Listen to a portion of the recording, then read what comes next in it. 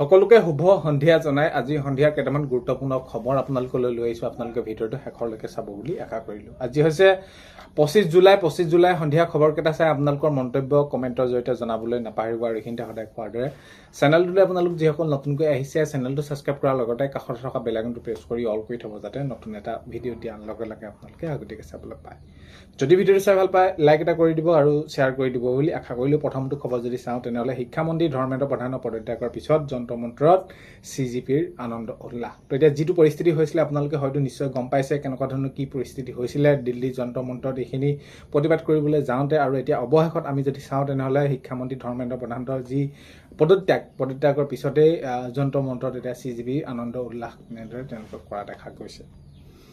Next খবৰ যদি চাওঁ বান বিভীষিকাৰ মাজতে চৰ্চালৈ আহিছে নাগালেণ্ডৰ প্ৰস্তাৱিত নদীবান্ধ প্ৰকল্প। তো এতিয়া যিহেতু আপোনালোকে গম পাইছে ডাৱৰ বিস্ফোৰণৰ ফলত এই যি আমাৰ শিৱসাগৰ হওক ডিব্ৰুগড় হওক বা এই যি অঞ্চল চৰাইদেউ যোৰহাটত যি যেনেকুৱা ধৰণৰ বান পৰিস্থিতি হ'ল বা এইখিনি ক্ষেত্ৰত যি ডাৱৰ বিস্ফোৰণৰ ফলত হোৱা বুলি এইখিনি ওলাই আছিলে। তো এইখিনি অকল কেৱল ডাৱৰ বিস্ফোৰণৰ ফলতে হোৱা নহয়, যি বান বিভীষিকা এইখিনি আমি যদি চাওঁ তেনেহ'লে মাজলৈ চৰ্চালৈ আহিছে যি নাগালেণ্ডত প্ৰস্তাৱিত নদীবান্ধ প্ৰকল্প। তো এইখিনিক লৈ এতিয়া বহুখিনি কথা চৰ্চালৈ অহা দেখা আহিছে।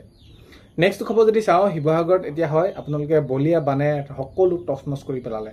এতিয়াও বহুতখিনি ঠাইত এতিয়া বহুতো লোকে সাহায্য ভালকৈ তেনেদৰে পোৱা নাই। তেওঁলোকে এতিয়াও কি কৰিব লগা হৈছে, লঘনে ভোকে থাকিব লগা হৈছে। আৰু এতিয়া যিহেতু পানীখিনি শুকাই গৈছে ক্ৰমান্বয়ে শুকাই গৈছে, ৰ'দৰ তাপ বহুত বেছি হৈছে। এতিয়া গোটেই সেই এলেকাসমূহত যিসমূহ বান বিনষ্ট হৈছিল তাত এতিয়া দুৰ্গন্ধ চাৰিওফালে এতিয়া বহুত বেছি এটা বেমাৰ বিয়পিব, লোক আক্ৰান্ত হ'ব বেমাৰত। তো এইখিনি সময়ত সাৱধানে আপোনালোক সকলো থাকিব আৰু যাতে প্ৰকৃতিয়ে এনেকুৱা এই যি পৰিৱেশ হ'ল এনেকুৱা পৰিৱেশ যাতে আৰু কাৰোলৈ নানে সেইটোৱে মই প্ৰাৰ্থনা কৰিছোঁ। এইখিনি যাতে আৰু কাৰো নহয়, দেখিলেই ভয় লগা শুনিলেই ভয় লগা।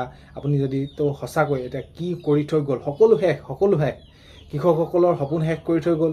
ভঁৰালত যি ধান আছিল সেইবোৰ শেষ কৰিলে, গাড়ী মটৰ ঘৰ দুৱাৰ এতিয়া যিসমূহ এতিয়া ঠাইত শুকাইছে পানী, তেতিয়া ঘৰৰ পৰা যিসমূহ পলস উলিয়াওঁতেই বহু সময় ঘণ্টা জুৰি সময় লাগিছে। তো এতিয়া এই ক্ষেত্ৰত সঁচাকৈ আমি যদি চাওঁ যিমান পাৰোঁ যেনেদৰে তেওঁলোকক সহায় কৰিব লাগে, কি পৰিস্থিতি কি কেনেদৰে কৰিলে আৰু সকলোখিনি ভগৱানৰ লীলা, যাতে ভগৱন্তই এনেকুৱা ধৰণৰ যাতে পৰিৱেশ একো সৃষ্টি নকৰে তাকে আমি কামনা কৰিম।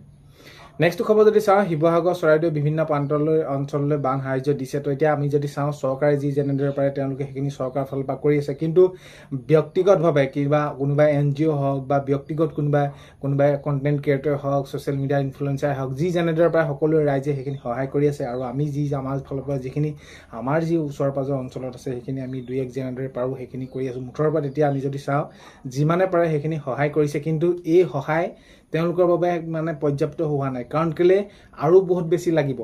খাদ্য সামগ্ৰীৰ নাটনি হৈছে, কোনোবাই কাপোৰ কানি পোৱা নাই, বিশেষকৈ মহিলাসকলৰ বহুত বেছি অসুবিধা হৈছে। এই ক্ষেত্ৰত চৰকাৰে আগন্তুক সময়ত তেওঁলোকে পদক্ষেপ যাতে গ্ৰহণ কৰে। কাৰণ কেলৈ তেওঁলোকে কাপোৰ কানি খোৱা বস্তু তো এইবিলাক একো উলিয়াবলৈ নাপালে, যি পিন্ধি আছিলে তেনেদৰে আহিব লগা হ'ল, যি হাতত আছিলে তেনেদৰে আহিব লগা হ'ল। এতিয়া এই ছবিখন যদি আপোনাৰ চকুত ভাহি থাকে তেনেহ'লে আপোনাৰ দুচকু সেমেকি উঠিব।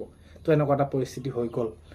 নেক্সট খবৰ যদি চাওঁ সকলোকে সহায় কৰাৰ কথা মাননীয় মুখ্যমন্ত্ৰী মহোদয়ে কৈছে। আগন্তুক সময়ত আমি সকলোকে একেলগে লগ লাগি সকলোকে সহায় কৰিম। যি যেনেদৰে ক্ষতি হৈছে সেই ক্ষতিৰ ওপৰত সেইখিনি ব্যৱস্থা কৰিম, যাতে তেওঁলোকে অতি সোনকালে সেইখিনি সুবিধাখিনি যাতে তেওঁলোকে সেইখিনি সুবিধা পায়। তেওঁলোকৰ যাতে যি যেনেদৰে ক্ষতিপূৰণ হৈছে সকলোখিনি যাতে তেওঁলোকে ঠিক কৰি ল'ব পাৰে। কিন্তু এটা কথা ঠিক যে যিমান যি নহ'লেও কিন্তু আগৰ দৰে হৈ নপৰে নিজৰ ঘৰখন, হেঁপাহৰ ঘৰখন। যি আপুনি চকুৰে যদি আপোনালোকে দেখিছে ওচৰৰ পৰা তেনেহ'লে আপোনালোকে তেতিয়া সেইখিনি অনুভৱ কৰিব পাৰিব কেনেকুৱা ধৰণৰ এটা পৰ্যায়লৈ এই যি বান পৰিস্থিতি হৈ গৈছিলে। তাৰপৰা যি কি নহওক এতিয়া পিছৰ পৰ্যায়খিনিত যাতে ৰাইজৰ বহুত বেছি তেনেদৰে সেইখিনি এতিয়া কি হ'ব, বানাক্ৰান্ত যিসকল লোক আছে তেওঁলোকৰ অসুবিধা হ'ব, ৰোগ হ'ব, বেমাৰ হ'ব। ত' চাৰিওফালে এইখিনি ক্ষেত্ৰত যাতে চিকিৎসা ব্যৱস্থাটো যাতে চৰকাৰে অতি সোনকালে এইখিনি কৰে। তো তেতিয়াহে তেওঁলোকৰ এই যি তেওঁলোকৰ দুৰৱস্থা অলপ হ'লেও থমক কাটিব। নেক্সট খবৰ যদি চাওঁ ফচল বীমাৰ ক্ষেত্ৰত যদি কৃষকসকলৰ কথা কওঁ তেনেহ'লে অতি সোনকালে কৃষকসকলে ফচল বীমাটো কৰি ল'ব। যিসকল কৃষক এতিয়াও তেওঁলোকে সেইখিনি ফচল বীমা কৰা নাই, ফাৰ্মাৰ ৰেজিষ্ট্ৰেশ্যন কৰা নাই, অতি সোনকালে আপোনালোকে কৰি ল'ব আগন্তুক সময়ত। যিহেতু এতিয়া আমি কৃষকসকলৰ বহুতখিনি সেইখিনি কি হ'ল লোকচান হ'ল। আৰু এই ক্ষেত্ৰত তেওঁলোকে ফচল বীমাটো কৰি থ'লে বহুখিনি সুবিধা হ'ব আৰু সুবিধা এইখিনি এইকাৰণে হ'ব কাৰণ কেলৈ চৰকাৰে অতি সোনকালে এইখিনি দিয়া ব্যৱস্থা গ্ৰহণ কৰিব চৰকাৰী ঘৰৰ ক্ষেত্ৰত আপোনালোকে সুধি আছিলে চৰকাৰী ঘৰৰ ক্ষেত্ৰত কেতিয়া কি কেনেদৰে দিব চৰকাৰী ঘৰৰ ক্ষেত্ৰত মই এইখিনি আপোনালোকক জনাব বিচাৰোঁ যে এতিয়ালৈকে কোনো ধৰণৰ এই যি বিষয়টোক এতিয়া আপোনালোকক মই যদি কওঁ তেনেহ'লে কোনো ধৰণৰ মন্তব্য আগবঢ়োৱা নাই যিহেতু এতিয়া যিটো পৰিস্থিতি হৈছে আপোনালোকে এইখিনি দেখিছেই তো আগন্তুক সময়তে এই সকলোখিনি কথা গম পোৱা যাব তো কি কেনেদৰে এইখিনি সহায় কৰে নেক্সট খবৰ যদি চাওঁ ধুবুৰী চিৰাং বৰপেটাৰ পৰা STFে গ্ৰেপ্তাৰ কৰে 3টাকৈ জেহাদীক তো এই এনেকুৱা ধৰণৰ খবৰবিলাক বহুত বেছি হ'বলৈ ধৰিছে শেহতীয়াকৈ যদি আমি অসমত চাওঁ তো এইবিলাক যাতে বহুত বেছি এনেকুৱা ধৰণৰ প্ৰভাৱ নপৰে তো ইয়াক লৈ আৰক্ষী প্ৰশাসন সেইখিনি তৎপৰ হৈ আছে আৰু এতিয়া ধুবুৰী চিৰাং বৰপেটাৰ পৰা